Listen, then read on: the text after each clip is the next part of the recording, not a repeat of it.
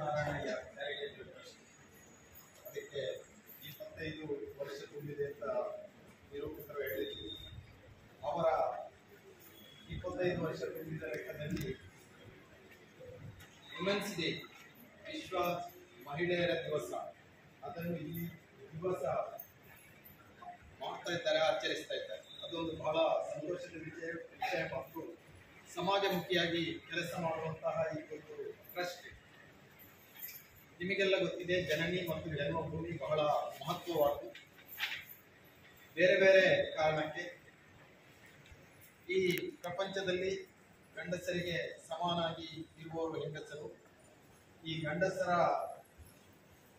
ಒಂದು ಪ್ರಭುತ್ವದಿಂದಾಗಿ ಹೆಂಗಸರಿಗೆ ಕೊಡಬೇಕಾದಂತಹ ಎಲ್ಲ ಸವಲತ್ತುಗಳನ್ನು ಕೊಡದೆ ಅವರನ್ನು ಸ್ವಲ್ಪ ಶೋಷಣೆ ಮಾಡ್ತಾ ಇದ್ರು. ಆದ್ರಿಂದ ಪ್ರಪಂಚದಲ್ಲಿ ಈ ವಿಶ್ವ ಮಹಿಳಾ ದಿನಾಚರಣೆಯನ್ನು ಆಚರಿಸಿ ಪ್ರಾರಂಭ ಮಾಡಿದ್ರು. ಯಾಕೆಂದ್ರೆ ಆ ಮಹಿಳೆಯರಿಗೂ ಕೂಡ ತಮ್ಮದೇ ಆದಂತಹ ಹಕ್ಕು ಇದೆ, ಅವರಿಗೆ ಬೇಕಾದಂತಹ ಸ್ಥಾನಮಾನ ಸಮಾಜದಲ್ಲಿ ತೊಡಗಬೇಕು. ಅದಕ್ಕಿಂತಲೂ ಮಿಗಿಲಾಗಿ ಒಂದು ಮಹಿಳೆ ಯಾವಾಗಲೂ ಪತ್ನಿಯಾಗಿ, ತಾಯಿಯಾಗಿ, ಶಿಕ್ಷಕಿಯಾಗಿ, ಮಗಳಾಗಿ ಬೇರೆ ಬೇರೆ ವಿಷಯದಲ್ಲಿ ಗಂಡಸರ ಸಮಾನಾಗಿ ನಿಲ್ಲುವಂತಹ ಒಂದು ವ್ಯಕ್ತಿತ್ವ ಅವರ ಹತ್ರ ಇರ್ತದೆ. ಆ ವ್ಯಕ್ತಿತ್ವವನ್ನು ಸಮಾಜಕ್ಕೆ ತೋರಿಸುವಂತಹ ಒಂದು ಕೆಲಸವನ್ನು ಈ ವಿಶ್ವ ಮಹಿಳಾ ದಿನಾಚರಣೆ ಮಾಡ್ತಾ ಇದೆ. ಅವರವರ ಹಕ್ಕುಗಳನ್ನು ಅವರಿಗೆ ನೀಡುವಂಥದ್ದು, ಅವರಿಗೆ ಸಮಾನವಾದಂತಹ ಸ್ಥಾನಮಾನವನ್ನು ಕೊಡುವಂಥದ್ದು. ಆದ್ರಿಂದ ಈ ಹೆಂಗಸರು ಪ್ರಪಂಚದಲ್ಲಿ ಮುಂದೆ ಬಂದಾಗ ಅವರನ್ನು ಇಡೀ ಪ್ರಪಂಚ ಗುರುತಿಸ್ತದೆ.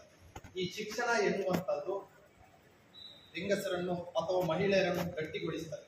ಆ ಮಹಿಳೆಯರ ಶಿಕ್ಷಣಕ್ಕೆ ಪ್ರೋತ್ಸಾಹ ಕೊಟ್ಟಾಗ ಈ ಸಮಾಜದಲ್ಲಿ ಗಂಡಸರಿಗೆ ಸಮಾನಾಗಿ ನಿಲ್ಲುವಂತಹ ಒಂದು ವ್ಯವಸ್ಥೆ ಬರ್ತದೆ.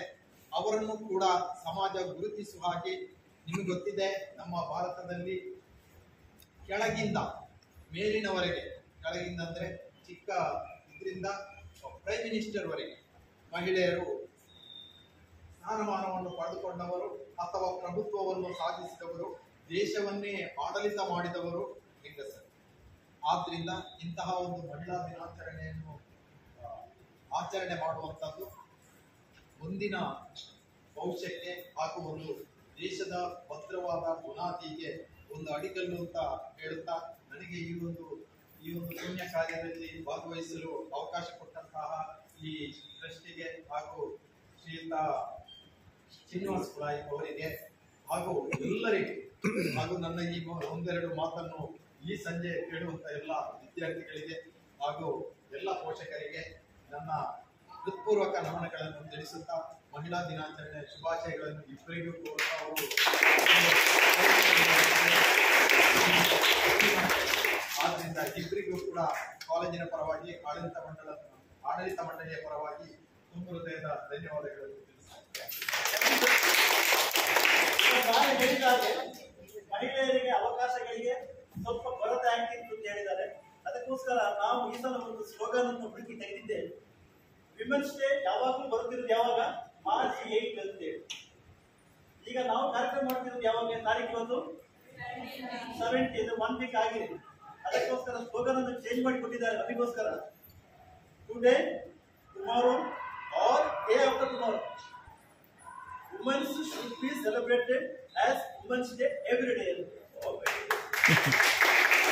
ಪ್ರತಿದಿನ ಕೂಡ ನಾವು ಮಹಿಳೆಯರಿಗೆ ಗೌರವ ಕೊಡ್ತಾ ಇದ್ರೆ ನಮ್ಮ ಸಮಾಜ ಸುರಕ್ಷಿತವಾಗಿರ್ತದೆ.